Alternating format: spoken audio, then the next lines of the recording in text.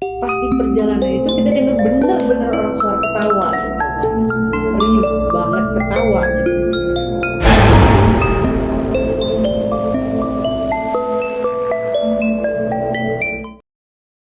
Assalamualaikum warahmatullahi wabarakatuh. Kembali lagi di segmen obrolan Binaun Seram.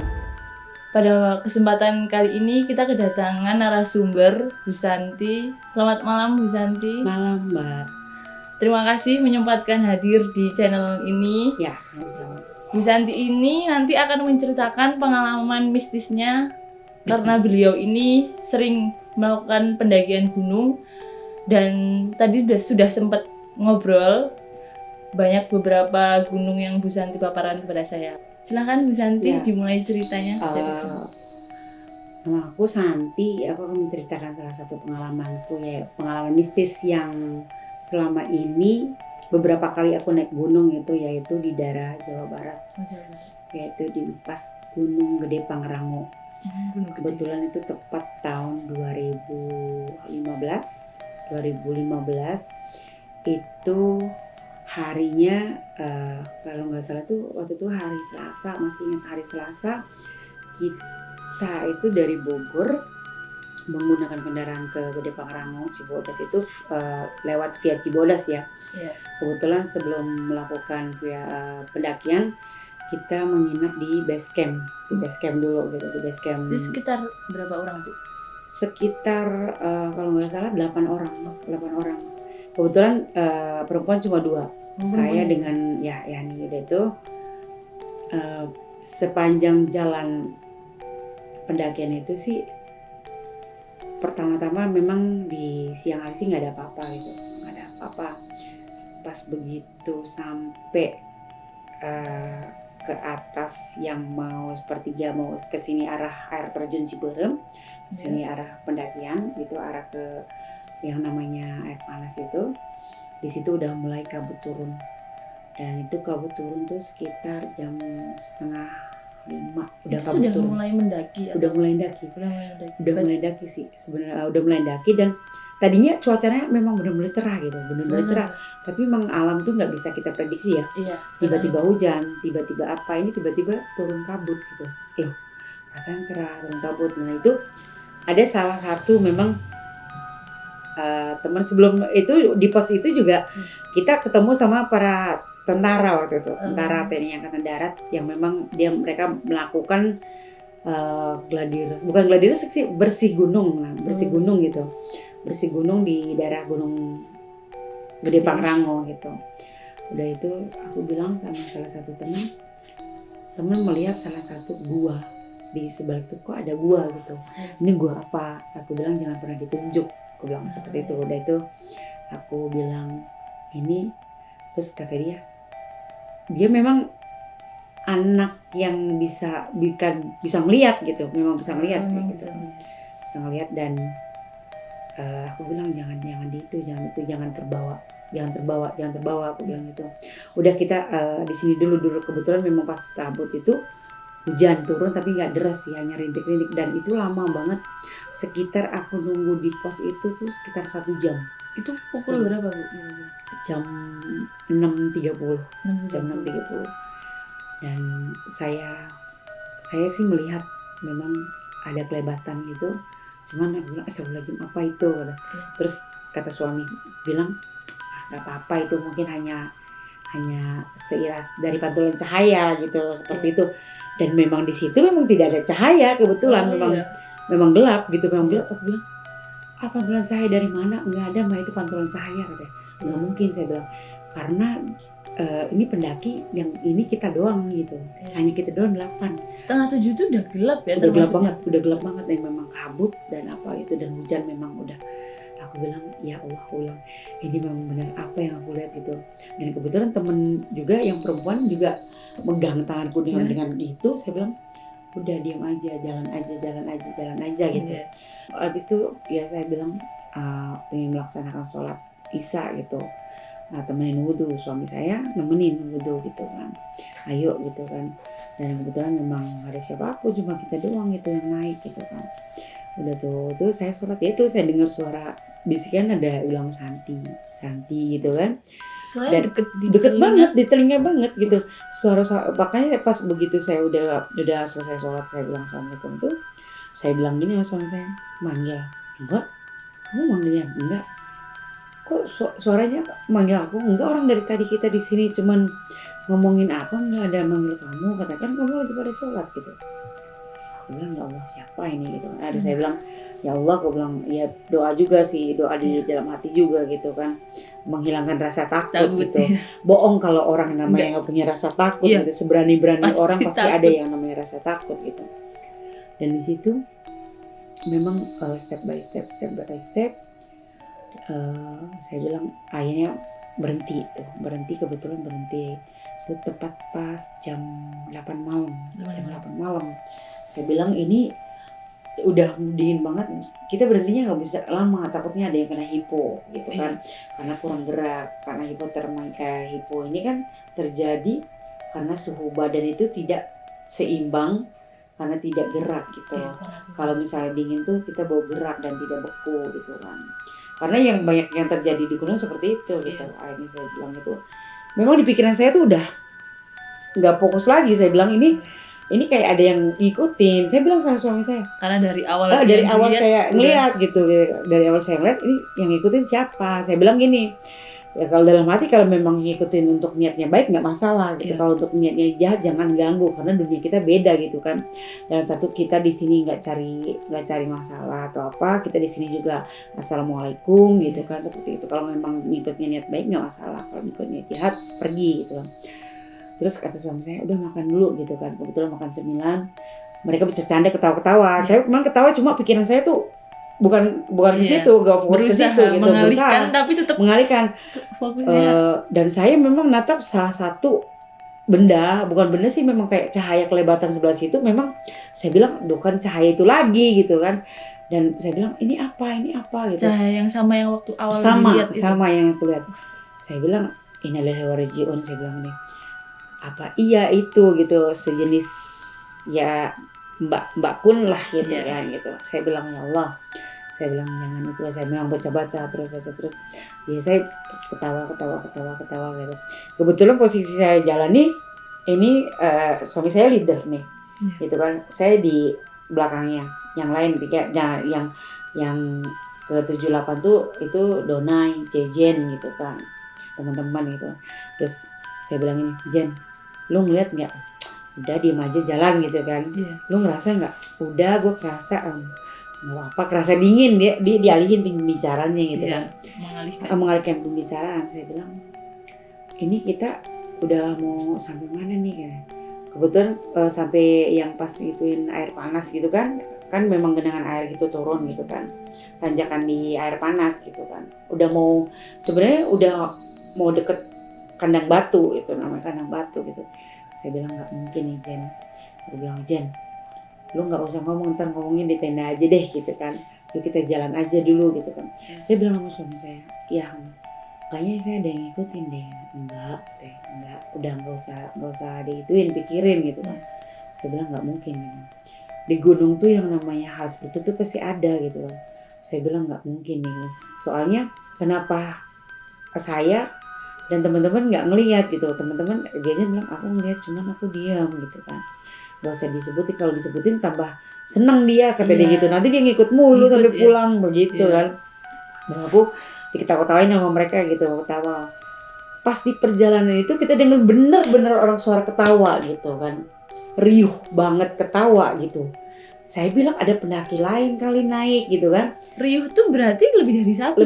Satu gitu. Nih merinding bener sama saya bilang langsung saya bilang gini, innalillahi, dia bilang oh ada pendaki naik nih, alhamdulillah gitu kan.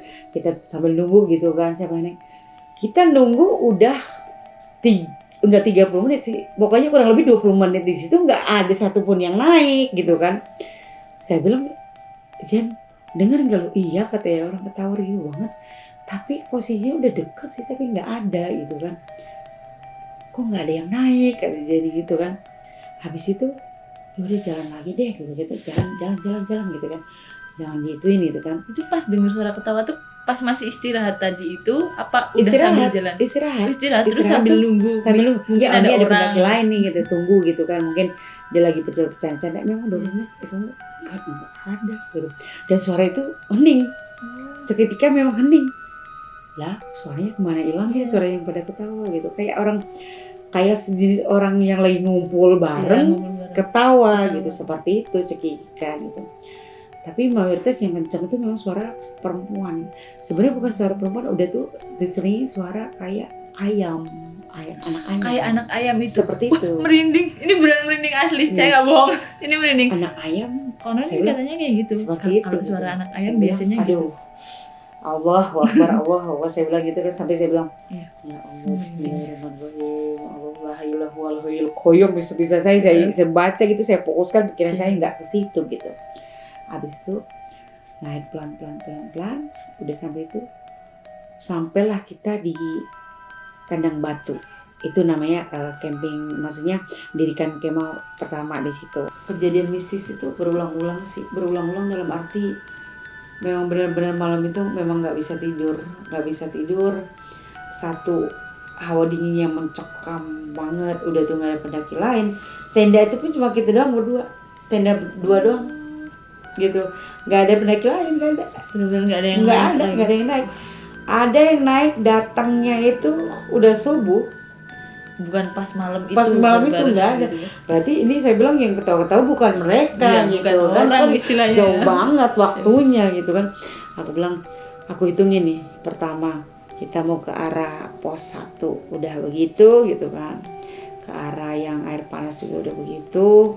Pas itu aku bilang kayak gini, oh enggak, iya nih, itu masih sambil ngobrol, tapi memang kita nggak ngobrolin hal seperti itu gitu. Tapi yang namanya itu aku nggak fokus juga sih, memang banyak kayak masih inget gitu yang dari ini dari itu, dan memang selalu tinggal gitu kan, pas malam tinggal was terus dan pas malamnya habis air, ini nggak ada air, gimana nih gitu kan, pas ke sungai, ini ceritanya mau ke sungai. Di situ kan sungainya panas nih, air panas, belerang gitu kan. Pernah nggak minum kopi dari air belerang? Kata anak-anak bilang, nggak pernah, aku bilang gitu. Ayo hidup ke situ yuk, aku bilang, nggak mungkin nih, aku bilang kesana, nggak mungkin lah aku sendiri gitu. Ayo dianterin gitu kan. Nah 4 orang tenda, aku berempat gitu, suamiku, sahabatku yang 2 sama aku gitu. Akhirnya aku bilang gitu, Donai, Jen, apa? Lihat nggak? Daun itu dari tadi goyang sendiri, yang lain nggak goyang. Satu daun tuh doang goyang gitu. Merinding aku bilang nggak mungkin, karena daun yang lain kalau angin itu daun semua goyang, ini daun tuh sendiri kan. Udah, kata dia, ngambil air aja, kata dia gitu kan. Nggak bisa lihat apa. Aku bilang ini, aku bilang yang benar, kata suamiku bilang, udah mah ambil air aja. Nggak bisa nih, ya bilang itu daun yang benar-benar goyang sendiri nih. Jadi sebenarnya kita nih nanjak dari tadi, apaan sih yang ikut gitu kan. Udah nggak apa-apa, oh ya, mungkin ini temen katanya mau ikut, kata teman-teman lu gitu kan, langsung kata Jen, enggak, iya nih kok tambah kenceng Jen, aku bilang gitu. Udah biarin aja gitu kan, udah dapat air tuh makin kenceng gitu kan, terusan udah dilihatin tuh masih kenceng gitu, ini ngejek atau apa gitu dalam hati aku gitu. Aku baca juga gitu, baca gitu. Akhirnya aku bilang gitu, aku bilang nggak usah ganggu sih gitu kan aku di sini nggak ganggu, aku udah assalamualaikum gitu kan. Akhirnya pas ngambil air, udah tuh ke tenda lagi kan, pada bikin kopi. Ini air belerang kok dicampur kopi rasanya begini ya gitu kan. Udah telan aja daripada nggak minum gitu kan. Aku diem terpaku karena memang aku ngelihat di dekat batu yang besar itu kayak ada samar-samar orang duduk, tapi aku nggak tahu itu siapa gitu. Kebetulan memang, dan nggak ada tenda lain selain kita. Batu besar tuh di dekat sungai atau di, pokoknya di kandang batu tuh memang banyak batu. Ada salah satu besar tuh yang mau arah ke sungai memang. Aku bilang siapa yang duduk ya gitu. Cuman hitam tapi besar. Aku bilang pakai kaos hitam nggak mungkin. Gue bilang ini siapa gitu. Bodo amat lah gitu, mungkin ada orang yang apa gitu kan, mungkin apa gitu. Aku bodo amat atau makhluk apa gitu kan. Cuman aku nggak berani ngomong mereka gitu. Udah aku diem aja gitu kan. Setelah itu aku bilang itu, kenapa sih harus hari ini malam ini ke aku semua nih gitu kan, yang lain tahu gitu, ada juga yang dengar, ada juga yang ngelihat gitu kan. Pas yang itunya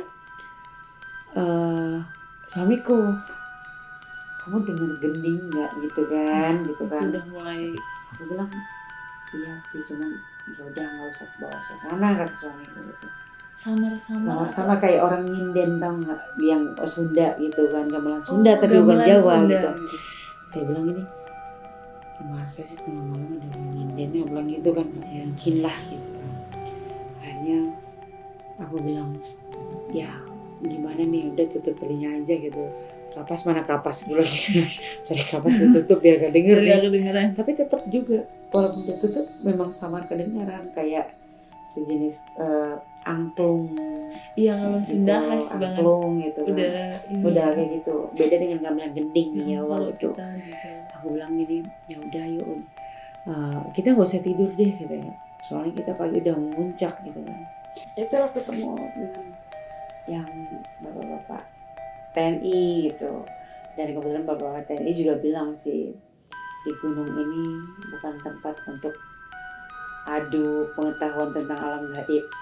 Bukan, jangan pernah mencari hal-hal seperti itu gitu, karena nggak dicari aja, kalau misalnya dia nunjuk kita ngelihat ya kita ngelihat gitu kan, seperti itu. Dan akhirnya kita naik ke atas itu, pas tepat kita sampai puncak itu jam setengah 8 pagi itu kan, setengah 8 pagi, agak mendingan, saya nggak ini, maksudnya udah enak gitu kan, nggak itu seperti itu lagi gitu udah kan. plong gitu Udah badannya plong ya. gitu, udah plong gitu kan. Akhirnya pas kebetulan udah lama 1 jaman lah kita di atas. Begitu turun kan, kalau turun kan terabas terus ya gitu. Ke kandang, ketemu kandang badak, udah kandang batu, kita prepare akhirnya prepare mau pulang gitu seperti itu. Dan memang udah siang baru aku beranikan diri ngomong. Setelah udah packing, udah apa, aku bilang, sebenarnya kalian tadi malam yang kita pas kesini ngeliat nggak sih? Iya. Ngedenger nggak sih? Denger.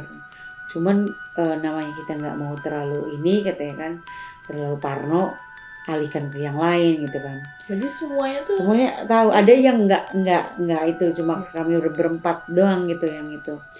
Aku bilang ini, kalian tahu nggak, maaf ngomong, ini kita bukan tenda orang meninggal. Tenda yang kita duduk itu tenda yang bekas yang meninggalnya si Suzuka Ramadhani namanya itu waktu, kalau nggak salah.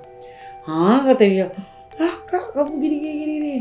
Baru tuh kita ceritain sepanjang jalan, kita cerita ya memang dari kejadian itu kita bisa nilai alam ini bukan untuk ditantang, apalagi makhluk gaib ini jangan untuk ditantang seperti itu gitu. Nah, mungkin itu tadi cerita dari Bu Santi. Terima kasih sudah meluangkan waktunya. Sama-sama.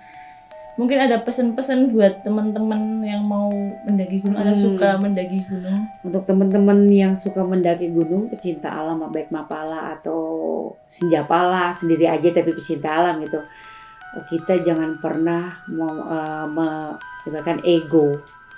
Jangan pernah kita bilang kita bisa menaklukkan gunung, jangan, karena gunung nggak akan bisa ditaklukkan, karena gunung nggak pernah bergerak manapun gitu. Dan satu, kalau kita ke alam itu, ke gunung, kita mencintai alam itu, satu, kita harus tahu yang namanya tata krama di gunung, sopan santun di gunung. Jangan pernah ngomong takabur, jangan pernah ngomong, ya orang Jawa bilang celupar, dalam arti itu, kalau orang Jawa bilang tuh, ya kalau dimana kita pergi itu harus nun sewu. Dan sewu itu artinya ke tempat orang yang memang penunggu situ gitu, baik sih atau yang kasat mata atau nggak kasat mata gitu kan. Kita yang penting ngucapin assalamualaikum seperti itu gitu, karena kita di gunung itu tidak untuk mencari seperti itu gitu. Kita di gunung itu hanya untuk menikmatin alam Indonesia yang ada gitu. Gitu aja sih dari saya. Ya, itu teman-teman. Intinya dimanapun kita berada, kita harus menjaga adab dan sopan santun. Dan jangan lupa sampah bawa turun. Ya, jangan kita membawa sampah, kita juga harus membawa kembali turun. Jadi tidak balik turun. Ya, jadi jangan mengotori alam. karena kalau bukan kita siapa lagi gitu Ya. yang ini. Ya, baik, terima kasih Bu Santi atas Ya, waktunya. Sama-sama. Dan itulah pengalaman dari Bu Santi di Gunung Gede yang ada di Jawa Barat. Terima kasih. Sekian obrolan Binaun Seram. Jangan lupa subscribe. Wassalamualaikum warahmatullahi wabarakatuh.